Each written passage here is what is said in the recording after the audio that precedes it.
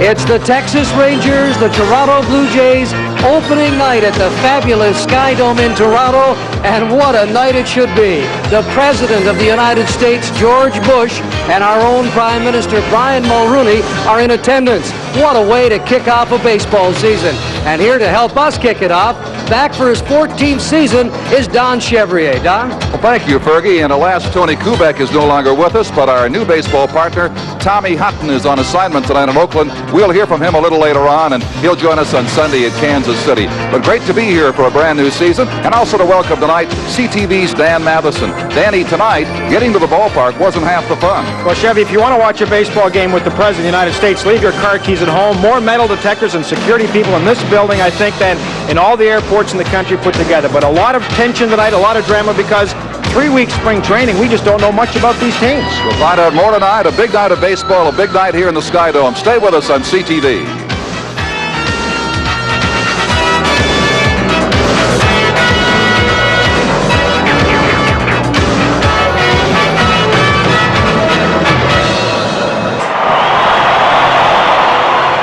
Well, the excitement building here in the Sky Dome. The Rangers and Blue Jays about to take the field. Opening nights, Fergie, are always special, but this one certainly, with the dignitaries here, a little extra special. I think the people here sense that.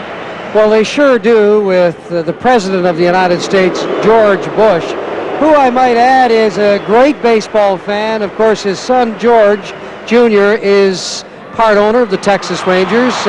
George Jr. is not here at the Sky Dome for this game. The spotlight is on the President tonight and the Prime Minister of Canada, Brian Mulroney. Of course, they will throw out the opening pitches. The teams are being introduced, the Blue Jays and the Texas Rangers and Toronto Blue Jays. And last night, of course, in Texas, the Blue Jays got off to a rough start against Nolan Ryan. He went 5 innings of hitless ball, got a lead, left, and Texas won it by a score of 4-2 in Arlington. These teams chartered back after midnight, the Jays landing between 5 and 6 a.m., so it's been a short night for all concerned here, but they're all pumped up now. Plenty of adrenaline as they're getting ready to go for opening night here in Toronto. And this crowd has waited all winter long to welcome back the boys of summer. Pitching for the Blue Jays tonight and warming up in the left field bullpen, number 37, Dave Steve.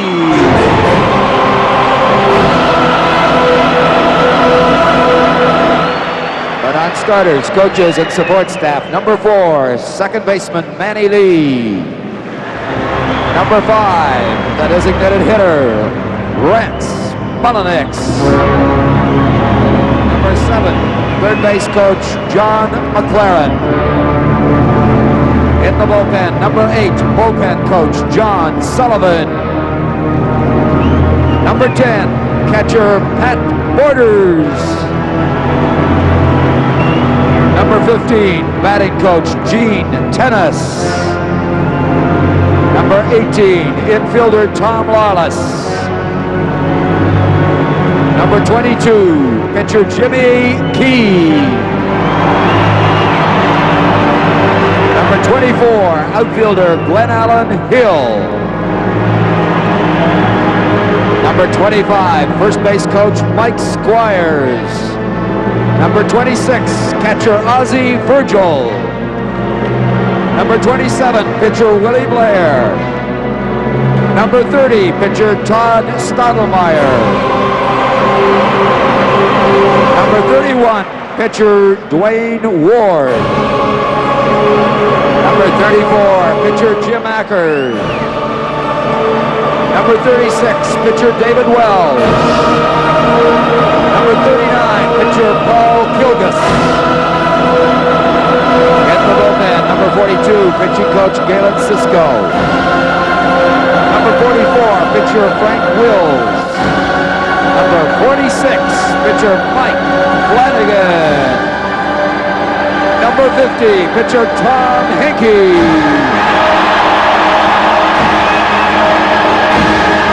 Number 55, pitcher John Cerruti. Number 56, infield instructor Hector Torres. Trainer Tommy Craig. Assistant trainer Brent Andrews. equipment manager Jeff Ross. Ladies and gentlemen, your 1990 Toronto Blue Jays.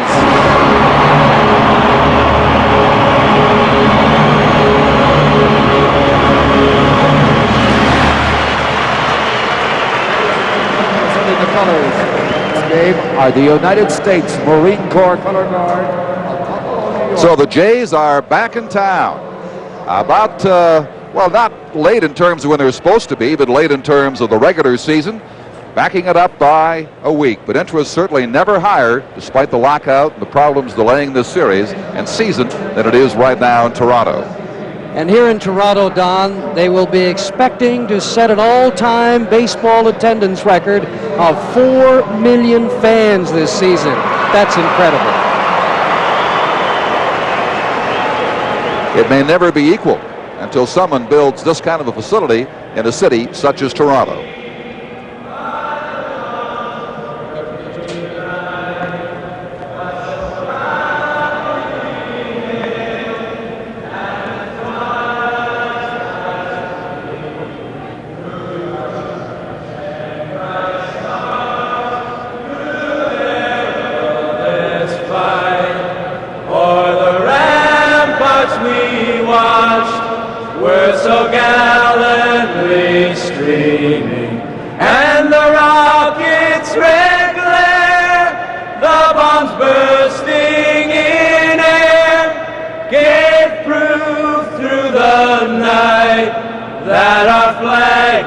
Still there. Oh, say does that star-spangled banner yet wave o'er the land of the free and the home of the brave?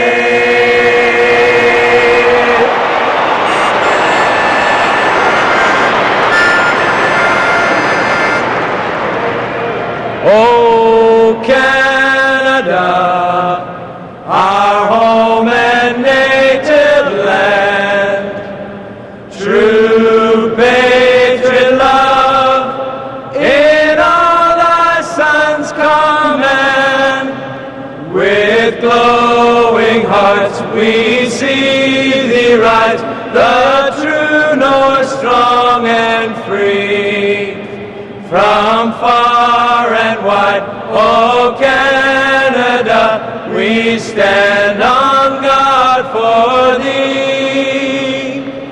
Et ta valeur, deux fois trempée, protégera nos foyers et nos droits. Oh, Canada, we stand on guard for thee.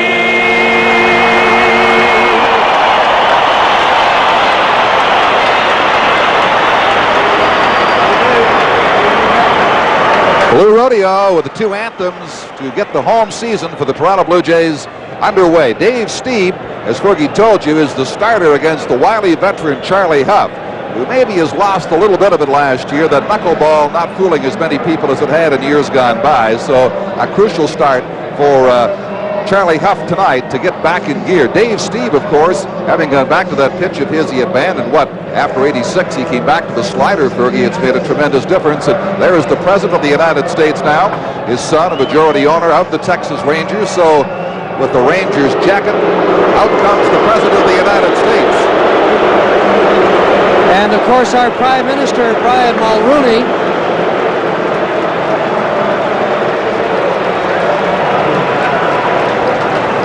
has a Blue Jay jacket on, fittingly enough, and each will throw out the opening pitch to start the season in Canada. the Corps of photographers await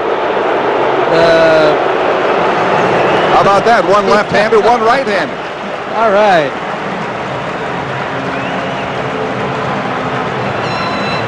Myers and Stanley, the catchers for the occasion. Of course, these two leaders held a couple of hours of meetings right here in the Sky Dome. That is one of Brian Mulroney's sons, And security, as Dan Matheson said at the outset, very, very tight here, but everybody's in and having a good time. Well, the players were excited because they had a chance to meet with the President of the United States and our Prime Minister in the clubhouse earlier. So they all were looking for autographs. And there's a souvenir into the crowd for the Prime Minister. Let's go to Oakland, California now and check in with our new broadcast partner on CTV, Tommy Hutton. Wish you were here, Tom. I tell you what, I wish I was too. It sounds like there's a lot of excitement there. It's early here in Oakland, so we don't have quite that excitement. I'm trying to figure out who has the best arm, though, President Bush or Prime Minister Mulrooney. We'll find out, I guess. Oh, we got a right-hander and a left-hander. Yeah, Tommy, tell us, you spent all spring training with the Blue Jays. You had a chance to look at this ball club. What do you think Blue Jay fans across Canada should be looking for, the strengths and weaknesses of this ball club? Well, I think, number one, the strengths are certainly going to come from the pitching staff. We talked a lot about that in the spring, the three of us, when we got together. I think the depth of the pitching staff is going to be important. It's going to be interesting to see how Dave Stieb gets off to a start, hopefully a good start. Jimmy Key pitched well his last outing. That was great news. And the other interesting thing in the matchup tonight is that Charlie Huff is going to pitch. And believe it or not, I knew Charlie Huff when he was a third baseman coming up in the Dodgers organization. He later went on to become a pitcher. He didn't have much stuff. They taught him the knuckleball, and that has been his pitch. So a great matchup tonight. And again, with the Blue Jays, I think a good solid ball club, good defense, some power. Get Bell and McGriff right there. It's just going to be an interesting season. And as I predicted, I think most of us thought the same thing. The Blue Jays in the American League East. It's interesting, Tommy. I spent an hour with Charlie Huff down in Dunedin one afternoon before a ball game, and he was telling me that back in 1969 he injured his shoulder, and it was the best thing that ever happened to him because that's when he learned to throw the knuckleball. What a second career he's had because of it, yeah. Oh, you bet. An old gentleman, an old scout with the Dodgers who's still around. A gentleman by the name of Goldie Holt was the one who taught him that knuckleball. And so there'll be two different types of pitchers tonight with Charlie Huff going and Dave Stieb. I guess you had quite a matchup last night in Texas, too.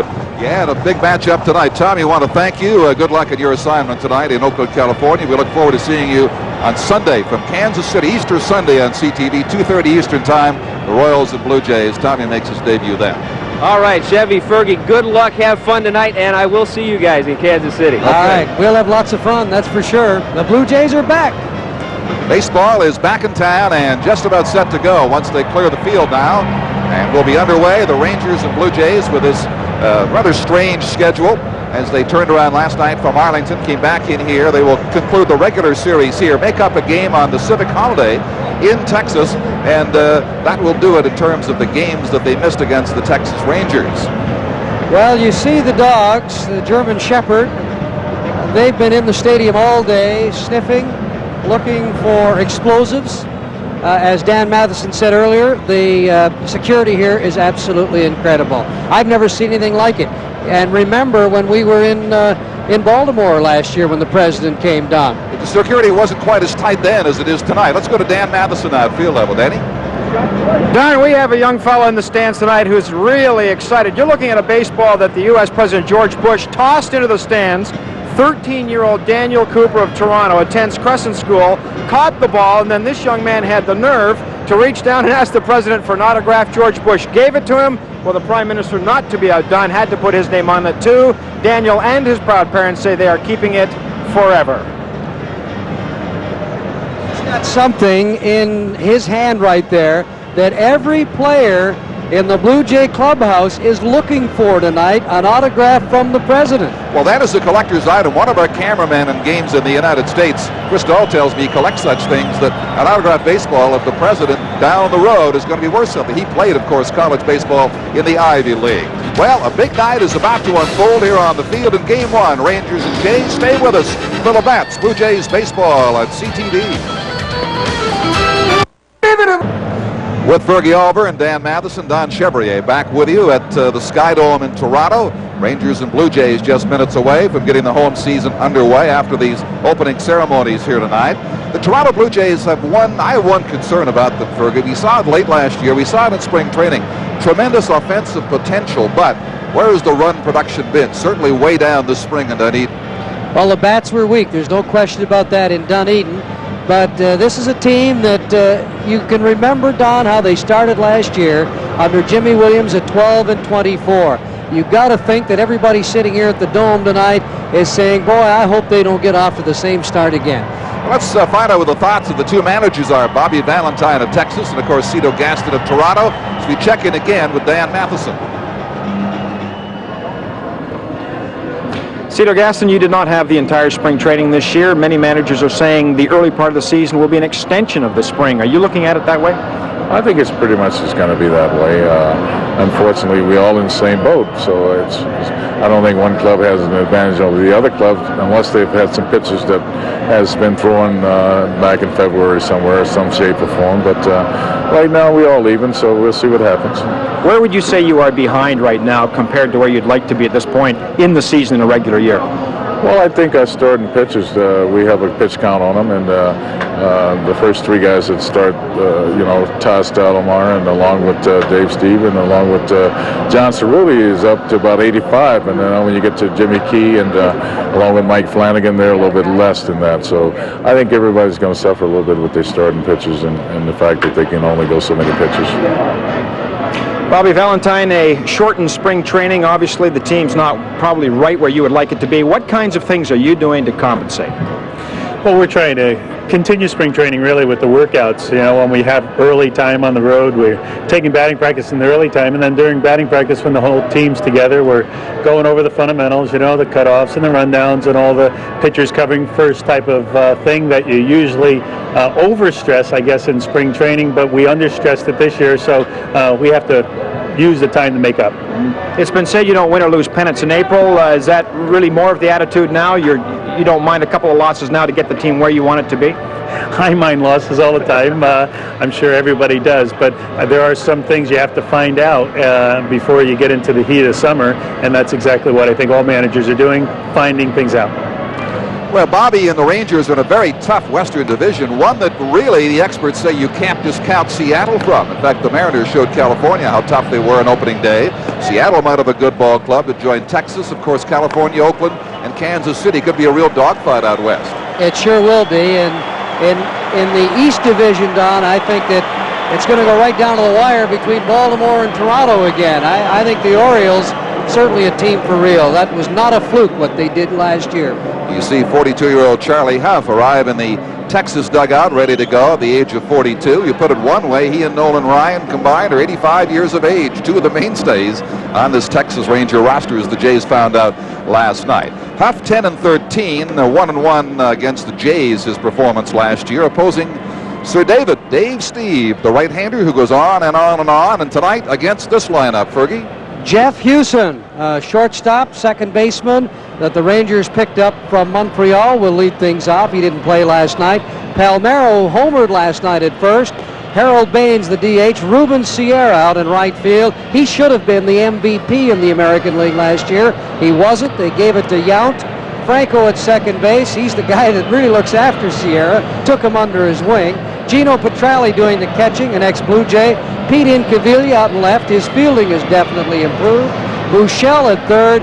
And Gary Pettis, who will be the catalyst, will be out in center field. He is a sensational outfielder, and he'll really improve Sierra at Incaviglia. Well, he's got the speed to cover the ground. Late of the Tigers, Lloyd Mosby takes his spot over in Detroit. Steve, a 17-8 year last year, but flirting with those no-hitters, the most memorable part of his career. He's got 148 wins. That is tops on the all-time Blue Jay parade. And as we referred to earlier, once he regained the slider to go along with his good running fastball, Dave Steve has been the Dave Steve of old the last couple of years. One thing hasn't changed, though, his luck late in ball games.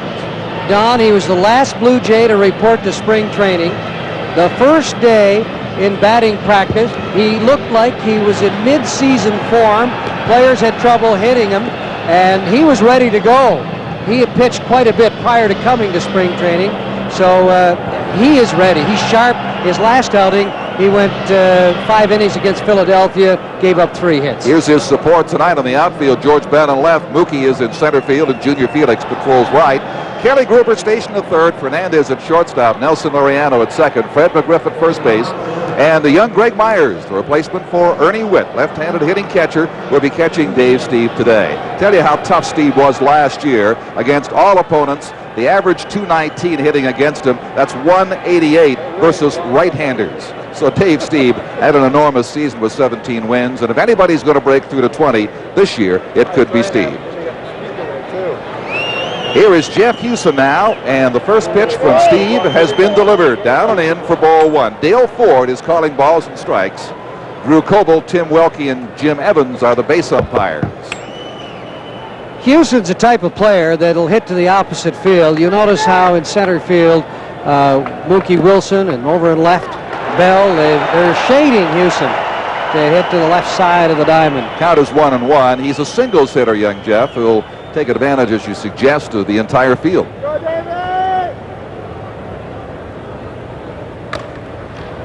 Lariano vacuums the ground ball, and Hewson is the first out of baseball in the Skydome this year. I think Hewson should help this ball club, Chevy. He's pretty good defensively, and if he can just hit 250 or 260, he'll be an asset.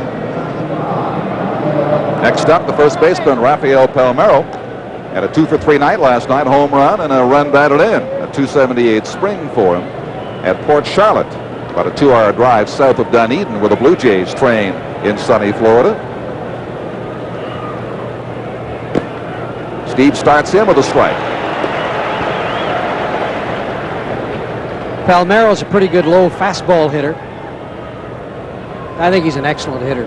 He's increased his upper body strength with weights in the offseason, expected to increase his power production. Fouls this off to left field. 2 quick strikes on the Texas Rangers first baseman. Palmeiro acquired from the Chicago Cubs in that Mitch Williams deal December 5th of '88. Had a big season with the Cubs. Hit .307 with them that year. Well, if you look at his season last year, Don, he was leading the American League in hitting for the first 6 weeks. And then what happened? They say the heat got to him in Texas. But he started out hitting .361, hit .235 in the last 110 ball games. He's a better hitter than that, believe me. Only 196 against the Jays. He did homer twice, though, with 5 RBIs against Toronto. A 1-ball, 2-strike count now. Palmeiro making the quick-working Stieb wait just a little bit.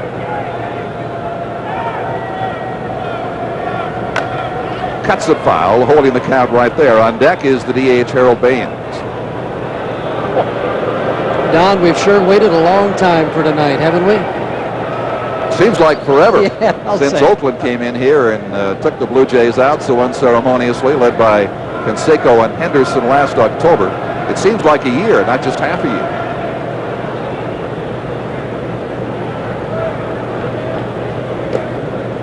Stieb missing. It's 2-2 now. The count even. Greg Myers is doing the catching. I know the Rangers stole 4 bases last night off Myers, but you've got to put that down to Stottlemyre, I thought. They're trying to speed up Stottlemyre's delivery. Way up behind shortstop. Fernandez makes the call. He's got the second out. So 2 quick outs here on opening day of 1990. And a year ago today, Dave Stieb pitched a 1-hitter as the Jays beat the Yankees 8-0.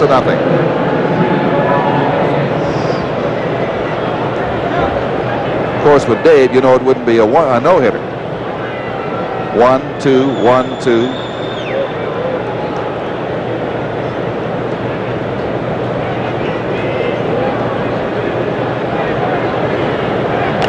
He works to Baines, who held the hot bat last night for power. 3 RBIs with his home run in the opening game in Arlington. Had a good spring, as you can see.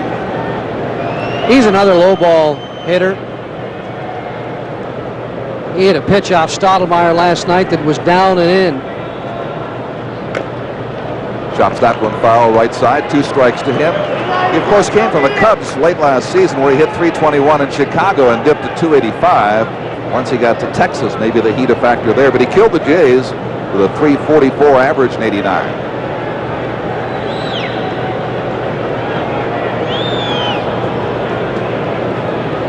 Upstairs, 1-2. Baines came to Texas along with Fred Manrique in the deal that sent Scott Fletcher, Sammy Sosa, now a regular with the White Sox, and Wilson Alvarez to Chicago. One thing about Steve, when you face him, you know what you're going to get. A good fastball, an outstanding slider. Question is, can you handle either one?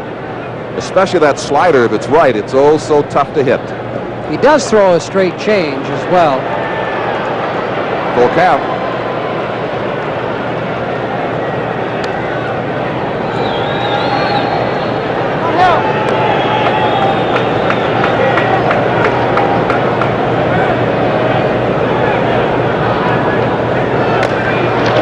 Base hit to right. Harold Baines aboard with 2 out for Ruben Sierra. If Harold Baines stays healthy, he'll do a lot of damage. Again, he's had all sorts of problems with his knees, but look at this pitch. Right down the heart of the plate. Full count. Steve had to come in with it.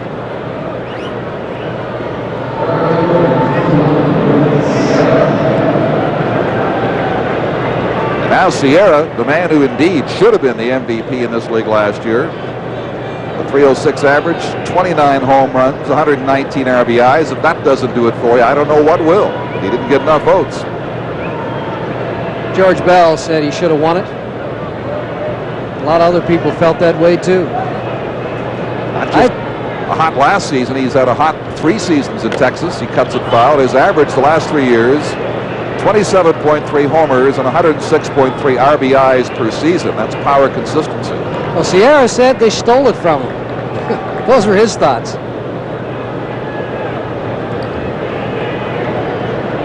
He has people who would agree with that. Earlier in his career, he's a switch hitter. He was tougher from the left side. The last 2 years, though, his numbers from the right have been better. Hitting left against Steve here with an 0-1 count. Valeriano, and the inning is over.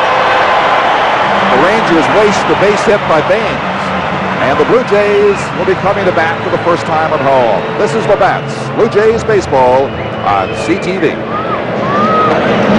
2-year-old Charlie Hopp to face Tony Fernandez, Mookie Wilson, and Kelly Gruber. George Bell in left field batting cleanup. Fred McGriff at first base hits behind him. The rookie John Olerud, one of just 16 players in history to bypass the minors and come straight to Major League Baseball, gets a start as a DH. Greg Myers, the catcher, Nelson Liriano, and the right fielder Junior Felix with his speed hits 9th at the bottom of the Blue Jay lineup. Charlie Hopp, 10-13 last year, a win and a loss against the Jays, 6-9 lifetime against them, but his skills perhaps in decline. The knuckle not moving quite as much. And now he's got a fastball that doesn't crack 80 and a slider to go along with it from time to time. Here's the defense. In Cavilla, Pettis, Sierra in the outfield. Buechele, who made a great play off of Kelly Gruber last night at third. Houston at short. Franco at second. Palmeiro and Petrelli. Charlie Hopp might be really the only true knuckleballer left in this game. Sure, Candiotti throws it. Quisenberry's still around. He throws it a little bit. But you'll see knuckleballs 98% of the time from Charlie Hopp. He'll throw the odd fastball, won't throw it for a strike. And he's been able to throw the knuckleball at different speeds over the years, but the question with Charlie is the heavy workload caught up with him? He's averaged almost 230 innings the last 7 seasons. Don, if he throws that knuckleball for strikes, he's almost unhittable. Past Fernandez for a 1-1 count. Fernandez, then it'll be Mookie Wilson and Kelly Gruber in the Blue Jay first. Tony, a good contact hitter. Proved to be a very tough out in spring training, but right now, Hopp's got him where he wants him at 1 and 2. How easy do you think it is for these Blue Jay players to face Nolan Ryan last night and come back and go against a floater like Huff? That's really unfair, isn't it? Pitch is up and away, 2-2. Anybody looks easy once you get past that tandem.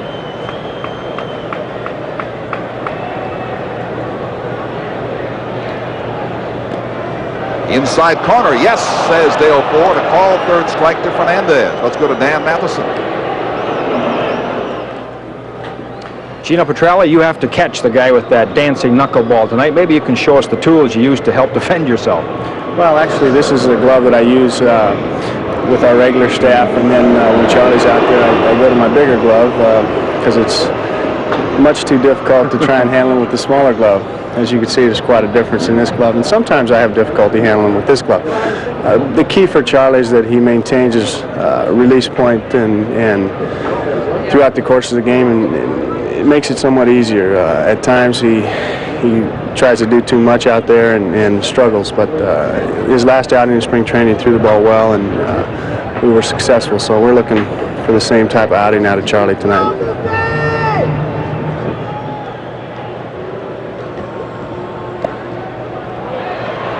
You that the toughest thing for a catcher to do is to relax out there. Petrelli has been able to do it, but Huff also said that the guy that did the best job catching him was Bob Uecker. Now remember what you've seen. You've seen Mookie take a walk. You won't see it all that often this season. He is at first base for Kelly Gruber,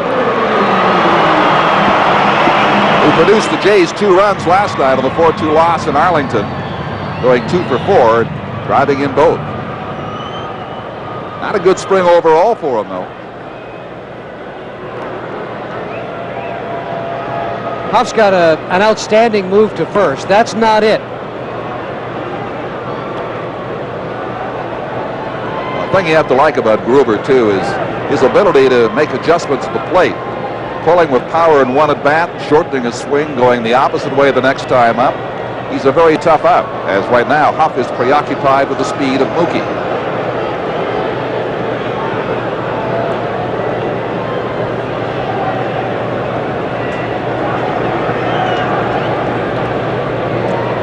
One thing you'll notice about Huff, Don, is that he's got a quick release home. And when you throw that knuckleball, you have to have that or they'll steal you blind. You know, he averages 1.5, 1.6 seconds to home plate, and that's pretty darn good. He did give up 26 stolen bases last year. Around goes Gruber, it is 1-1, but he still has that tough motion to steal against, a motion that barely stops. He really got nailed in '88 when the umpires were cracking down on balks. Remember that? Remember in spring training he had 7 or 8 balks in 1 inning? Against the Jays. Yep, 9 on the day. Now that rule is relaxed, much to the relief of Mr. Huff. He said he had only 1 balk last year. Ooh, close. Wilson diving safely back in time. It looked like Mookie was going. He caught him leaning.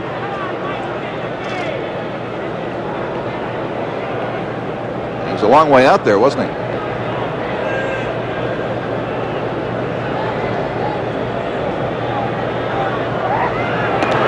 Got him that time. Drew Coble guns down Wilson with the out call at first base. Mookie thought he was back in there. You be the judge at home. Palmeiro, the first baseman, watch the right hand. He's safe. He was in there. He sure was. A bad call by the first base umpire, Drew Coble. Persistence pays off for Huff. Gruber now takes it high. It is 2-1.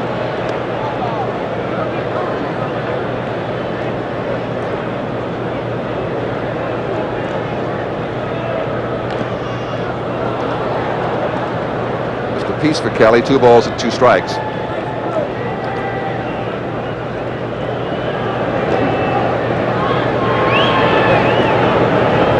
While that is disheartening to have a call go that way against you, it won't cut back on the aggressiveness of a Mookie Wilson one little bit.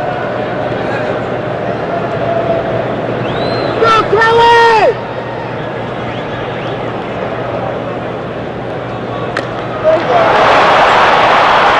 Field, but not that deep for Gary Pettis. And that'll do it.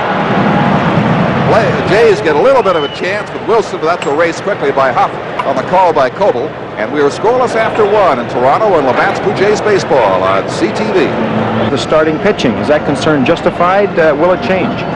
Well, yeah, we're a little bit concerned only at the 3 weeks of spring training. I think that, we got a ways to go like every other ball club probably, and so we're not really different than anybody else. We're going to try to pick it up in the next couple of weeks, and yes, I'll admit that we got a ways to go, but things are coming around. Has it been difficult on you to make things go slowly with the season already underway? Well, not really. I think you just got to adjust to the situation and see what you got and go from there. And fortunately, so far we haven't gotten anybody injured, which was our prime goal in spring training. So we're kind of right on course. Well, starting pitching has to be a concern for the Blue Jays, Don. Only one man above 500. You're looking at him, Dave Stieb. The rest 500 or less last year. So that is a concern. Yeah, the injury concerns as well. Of course, Jimmy Key did have such a good outing in his final appearance in spring training that hopes are high for his complete recovery and comeback into the regular season. Julio Franco at the plate, and he got quite a scare a week or so ago with chest pains. He was flown back to a hospital in Cleveland, checked out by an expert there. Just a rib cage injury, nothing as serious as they first feared, and Julio's back in business. He's an aggressive hitter who will just murder high fastballs and low breaking pitches. And right now the count is 2-1 to him, with Gino Petrali and Pete Incaviglia to follow here in the Texas second inning. Don, when you consider that the Blue Jays won 89 games last year and only Stieb was above 500 as far as the starters were concerned, that tells you how good their bullpen was in middle relief.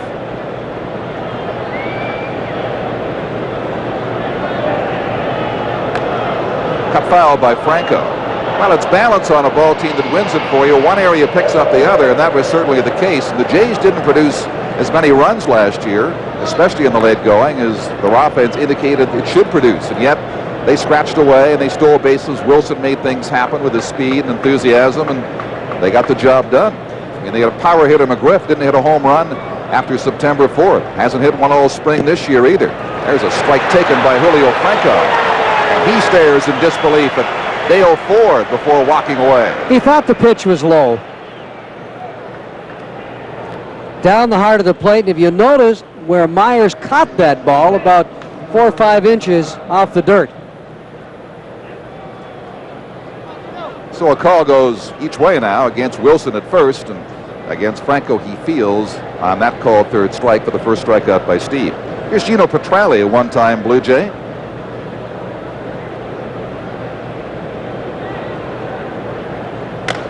Cracks it down to Liriano. An easy second out here in the second inning.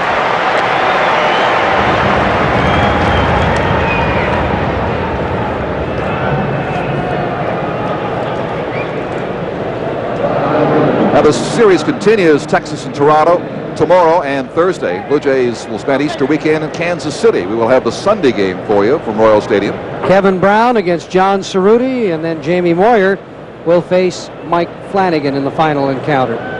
Mentioned earlier, Fergie, only 16 young ball players bypassed the minors and came directly from the amateur draft since it began to Major League Baseball. This is one. Another is John Olerud. 2 of them in the same game tonight. Pete Incaviglia at the plate. Pete had an off season last year.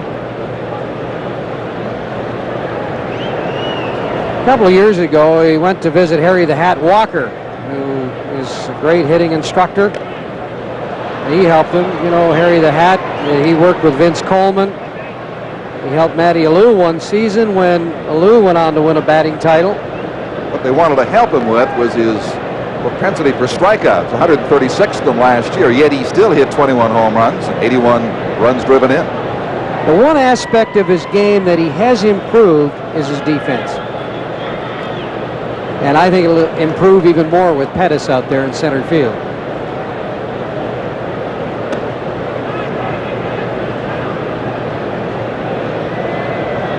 Some of the other names who've gone directly from college or amateur ball to the majors, Dave Winfield was one of them, Bert Hooton, Bob Horner, young Jim Abbott now with California.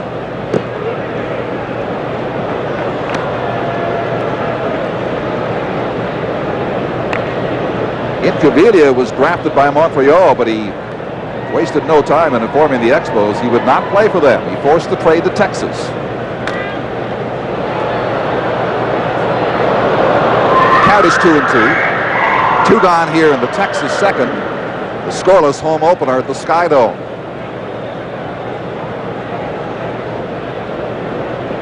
And Steve has picked up where he left off last year. He sure looks sharp, doesn't he? Very much so. As you say, came right into spring training a little bit late. Began to mow them down like he'd never been away.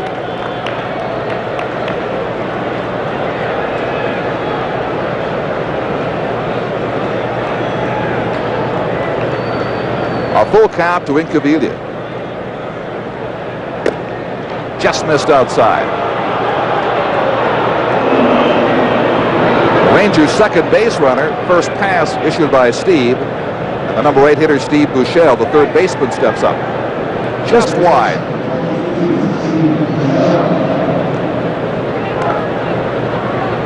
That shot, of course, unique to the Sky Dome like no other in baseball. It's marvelous to see where pitches wound up. It's unfortunate we couldn't open the Sky Dome roof for the President of the United States. Would have been a nice sight for him to see. Had the Jays been back at Exhibition Stadium, this would have been a rainout, as it was in Cleveland, where the Yankees were supposed to open the night. Instead, this game goes to the entire United States on ESPN.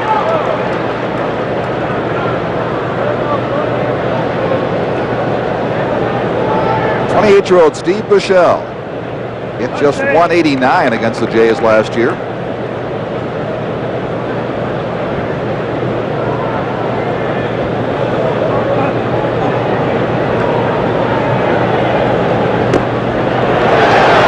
He goes for strike 2. Buechele, a dangerous low ball hitter.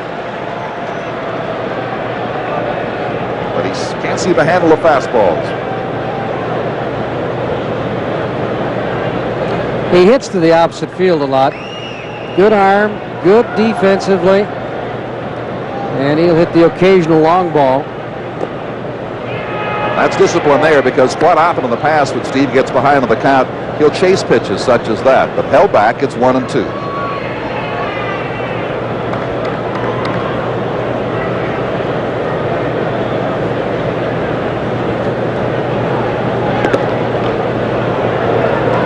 Incaviglia stole a base off of Stottlemyre and Myers last night, and when he starts stealing, you got to think that you're in some sort of trouble. Yep. Big trouble. Up high, is it a strike? Yes, he's gone. They abandoned Incaviglia, wasting his walk at first, as Buechele simply couldn't hold back. No score, middle of the second, and Labatt's Blue Jays baseball on CTV. Well, for the first of at least 50 times this season, I will tell you that the CTV telecast is presented by authority of the Toronto Blue Jays Baseball Club and may not be rebroadcast in any form without the express written consent of the Toronto Blue Jays. Scoreless into the bottom of the second for George Bell. And indeed, President Bush isn't the only kinder, gentler George in the ballpark tonight. A very different George Bell at spring training this year, Fergie. He was relaxed, a little laid back, and a little out of shape, I might add. George was there ready to go first of the month, but of course then they had the lockout. George ended up going back to the Dominican. They say he put back 10 pounds. And when he got back to spring training, he had a tough time. And Cito was running him out, putting him in the lineup every day. Now, wait a minute. He was only gone 2 weeks. You mean he put on 10 pounds in 2 weeks? It's easy in the Dominican. Okay. Well, he still has ongoing shoulder problems that plagued him last year.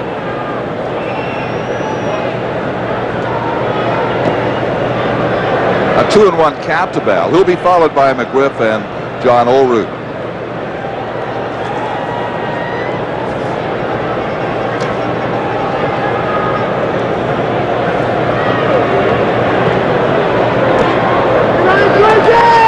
Three and one.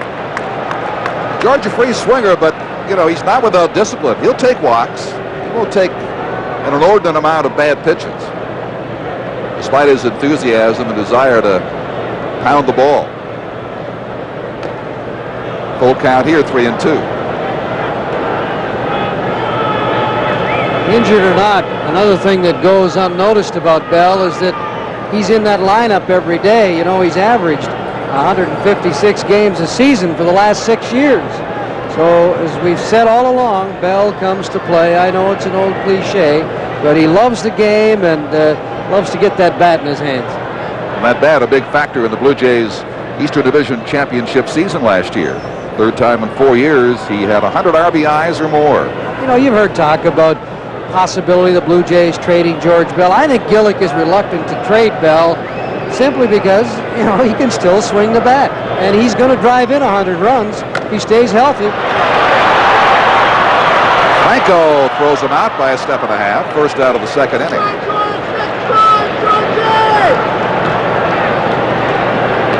Well, here is the workload, and Charlie Huff and Dave Stieb are up there at the top of the work parade. Starts from 82 to 89.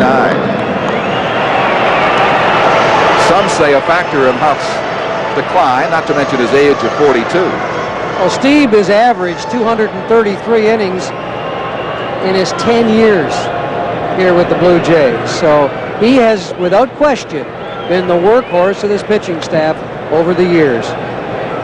Fred McGriff, whose home run stopped coming September the 4th and have not yet returned. 2-0.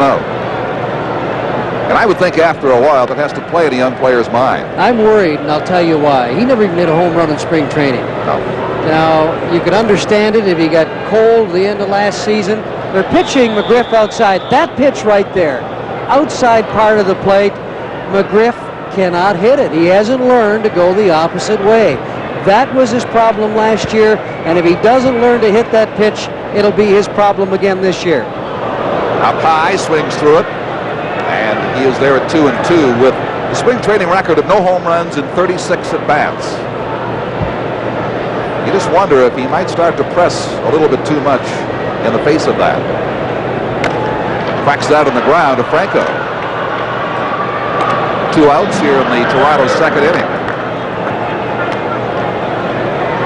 Next up, a name that is going to become household among baseball fans across Canada. A youngster from the state of Washington, John Olerud, who appeared in September of last year, came out, and the sweet swing earned him a spot on this team coming to Toronto in the spring of 1990. You know, he's got a great disposition. Nothing seems to bother him. But I hate to see people put pressure like that on Olerud, saying that he's going to be great. I think he's going to be a pretty darn good hitter, too. He already is. But let's wait a while. Let's wait until he proves himself. And everybody's been saying he's going to do this, he's going to do that. But let's wait and see. Well, you have had scouts who say it's the best swing since Ted Williams. I mean, outrageous statements. And if you're right, it can put an undue amount of pressure on the young man. Don, you're right in all the things that you have said. But I think it's putting a lot of pressure on the kid's shoulders. He's only 21. Yet he shows remarkable poise, given that. Of course, the story, you know, the human interest story, how he battled back from the aneurysm on his brain. But 14 months ago, his life was in jeopardy. Pops it up left side out of play. So no matter what he does from here on, he's a success story nonetheless. Cito Gaston was saying all through spring training that he only saw Olerud swing and miss a pitch twice completely. Well, last night, his first time at the plate, Nolan Ryan struck him out swinging. Brought him down to earth in a hurry. Cito Gaston sending the young man against the master with a fastball.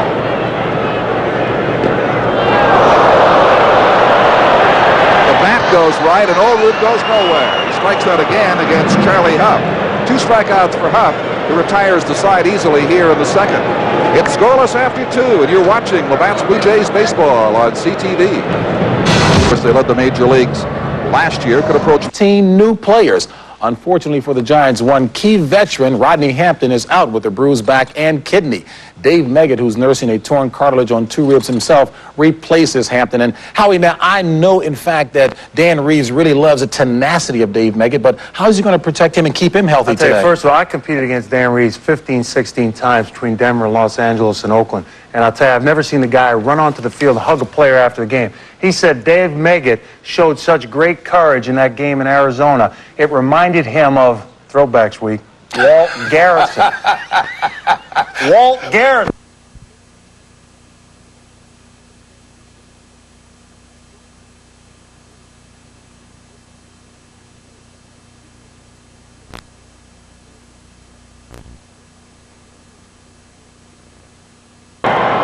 We're driving many runs. What did he have 2 years ago to try? 4 for the entire year, 4 RBIs. Incredible. But they don't pay him to do that. 1-1 is the count. Over 40 stolen bases, though. 273 lifetime. 1 ball and 2 strikes.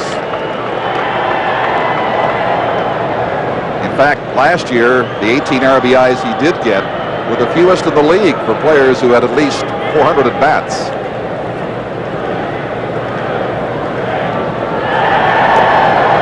Well, the Rangers went out and gave him a 3-year contract.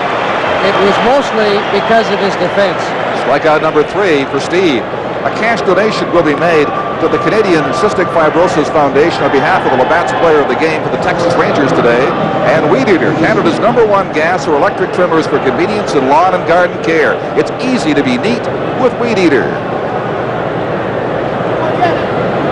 Shortstop Jeff Houston now grounded out to Liriano his first time out.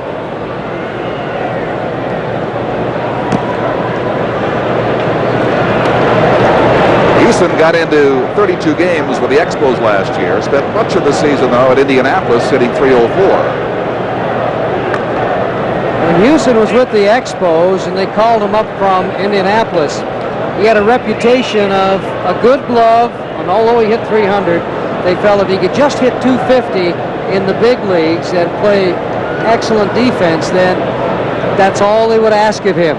But his defense was terrible with the Expos. Kelly Gruber in foul territory gathers in the second out of inning number 3.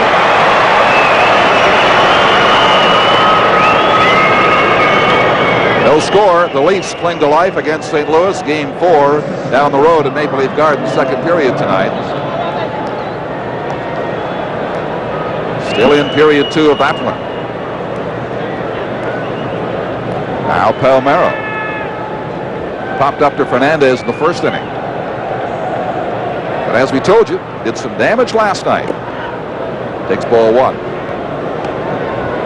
At least the Leafs put some life back in that old game of hockey for Toronto fans this year, didn't they? They've had a good season. Just missed at the knees. Tough to lose, though, as they did in Game 3 with a 60-footer to the goalie's legs. That has to dishearten the hockey team.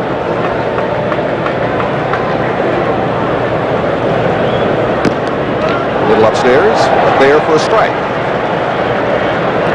One thing about Palmeiro, there's really no certain way to pitch him. You can't pitch him in patterns. You got to mix your pitches up with him. He's an excellent hitter. Little roller.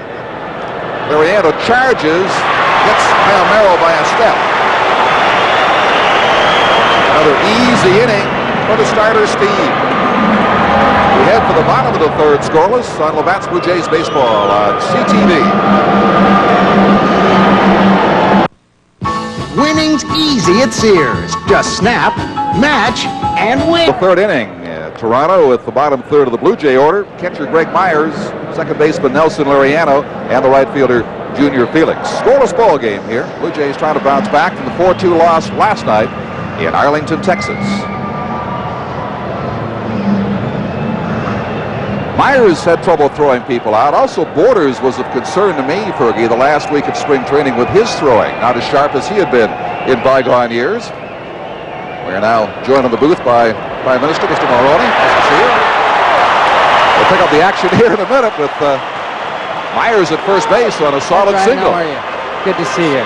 So, Fergie, talking with Mr. Mulroney here in the booth as Myers stands at first base. The Blue Jays' first hit of this ball game. Let's go to Mike Duffy with our Prime Minister, Brian Mulroney. Mike?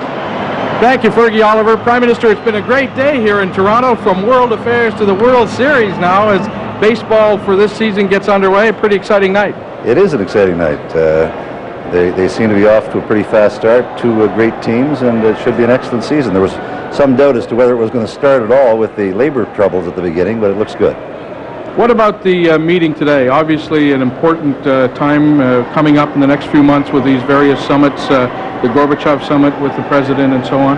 The Gorbachev summit is particularly important, as is the Houston summit. And then, of course, we have our own problems, Mike, where we've now agreed today to work towards an accord on acid rain between Canada and the United States. We talked the resolution of some trade problems and some other matters. So it was a very helpful and productive meeting, very good meeting.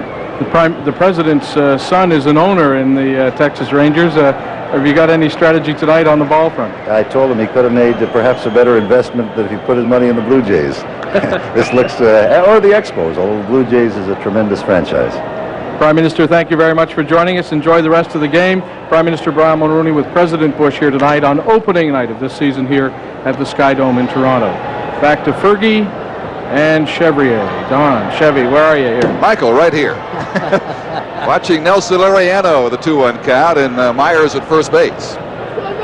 We thank our Prime Minister very much, and Mike Duffy. Well, in fact, the Prime Minister's going to sit in with us and watch this for a little while.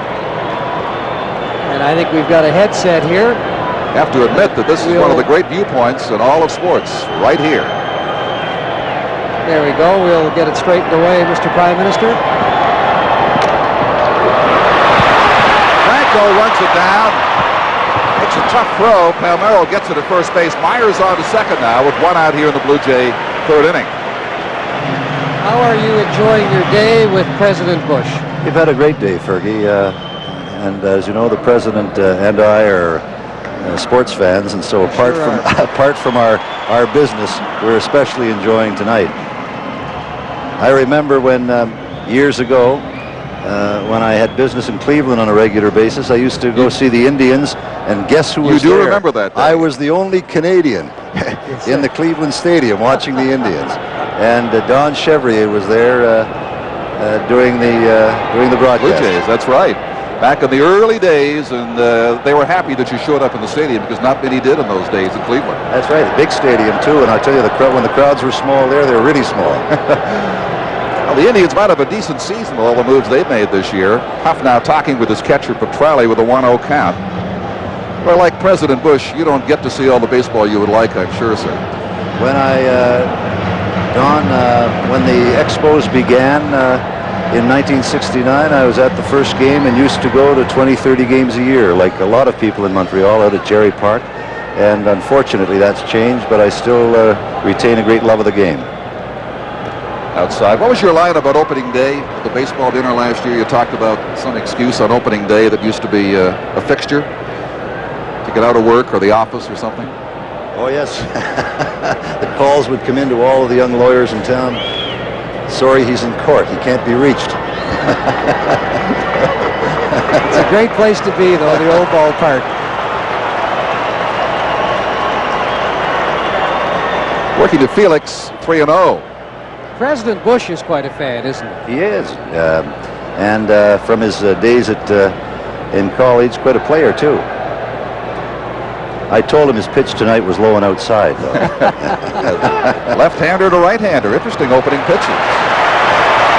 Felix takes a walk, so Huff showing the first signs of strain here. Blue Jays putting some pressure on, one out in the third. Myers at second, Felix at first, and we'll go to the top of the order for the shortstop, Tony Fernandez. I thought Fernandez had trouble picking up the ball in his first at-bat. He struck out looking, and he has not been that comfortable at the plate. Even during spring training, he didn't look like the Fernandez of old. But, of course, the season is young, and he'll straighten around. Well, he's had a lot of injuries in the past and problems, but he arrived at spring training, bright, chipper, smiling, a happier-looking Tony Fernandez. And, you know, from time to time in the spring, I thought to myself, he's going to become a very tough out in this leadoff position. Good contact hitter.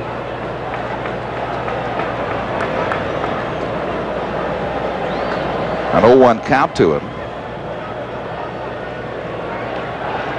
Looking to cash Myers in from second base. Takes it outside. 1-1. Now, Mr. Prime Minister, used to be you get over 35, your days as an athlete are done. But last night, 43-year-old Nolan Ryan worked his magic. Now you got, if you look at Bobby Valentine, 42-year-old Charlie Huff doing his thing on the mound. Yeah, I saw Charlie picking him off first base. That was pretty embarrassing for somebody like me. But I talked to Nolan in the dressing room before the game, and he really is a phenomenon. You don't see that too often in any sport, and by any standard, it's really quite remarkable. Mr. Prime Minister, he was over working out about 3 o'clock this afternoon with the weights in the Blue Jay clubhouse. Apparently all the weights aren't in the Texas clubhouse. And there were 7 or 8 players, 3 coaches in there, all just standing around talking to him. And he's an amazing man and a great athlete. How many games away is from? 11, I think. 10 or 11. 11 away? Yeah. Marvelous.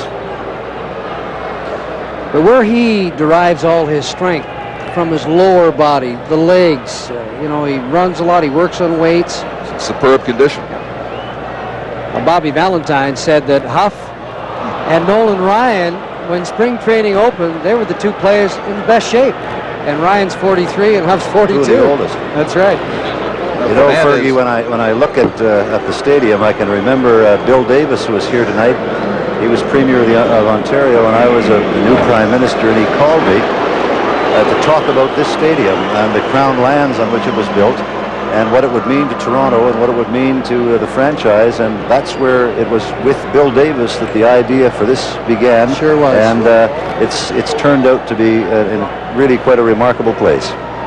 President Bush was saying it's probably the finest in the majors. There's no question about that. Charlie Huff was telling me the other day, he said it's the greatest facility he has ever seen, and he can't wait to get to Toronto to pitch in it. And he loves it. He said he thought it would be one big block of cement, but it's far from that. Well, it kind of looked that way when it started, but it certainly didn't turn out that way. Force at second takes care of the little Blue Jay uprising after Fernandez strikes out for the second time.